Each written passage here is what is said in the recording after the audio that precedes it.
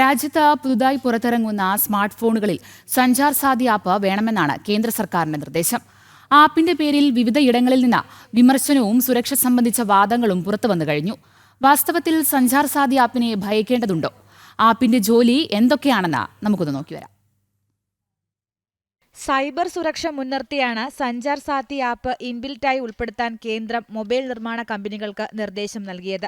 Apple, Oppo, Vivo, Xiaomi തുടങ്ങിയ കമ്പനികൾക്കാണ് telecommunication വകുപ്പ് നിർദ്ദേശം നൽകിയിരിക്കുന്നത്. നിർമ്മാണ കമ്പനികൾക്ക് 90 ദിവസത്തെ സമയമാണ് കേന്ദ്രം അനുവദിച്ചിരിക്കുന്നത്. സൈബർ സുരക്ഷ ഉറപ്പാക്കുകയാണ് ആപ്പിന്റെ ലക്ഷ്യം. ഈ വർഷം ആദ്യം പുറത്തിറങ്ങിയ സൈബർ സെക്യൂരിറ്റി ആപ്പാണ് സഞ്ചാർ സാത്തി.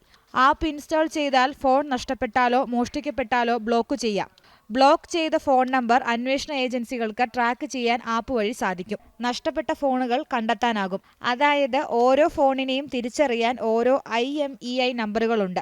ഫോൺ നഷ്ടമായാൽ ആപ്പ് ഉപയോഗിച്ച് നമ്പറിലേക്കുള്ള നെറ്റ്വർക്ക് വിച്ഛേദിക്കാനാകും. ഉപയോക്താവിന്റെ പേരിൽ രജിസ്റ്റർ ചെയ്തിരിക്കുന്ന മൊബൈൽ കണക്ഷനുകളുടെ എണ്ണം തിരിച്ചറിഞ്ഞ് ഉപയോഗരഹിതമായവ റിപ്പോർട്ട് ചെയ്യാനും കഴിയും. ഫ്രോഡ്, സ്പാം കോളുകളും മെസ്സേജുകളും വാട്സാപ്പ് സന്ദേശങ്ങളും റിപ്പോർട്ട് ചെയ്യാൻ സാധിക്കുന്ന സംവിധാനവും ആപ്പിൽ ഉൾപ്പെടുത്തിയിട്ടുണ്ട്. തട്ടിപ്പ് കോളുകളെ പ്രതിരോധിക്കാമെന്ന് സാരം. ഇതുവരെ 5 ദശലക്ഷം പേരാണ് ആപ്പ് ഇൻസ്റ്റാൾ ചെയ്തത്. ന്യൂസ് ഡെസ്ക് ജനം.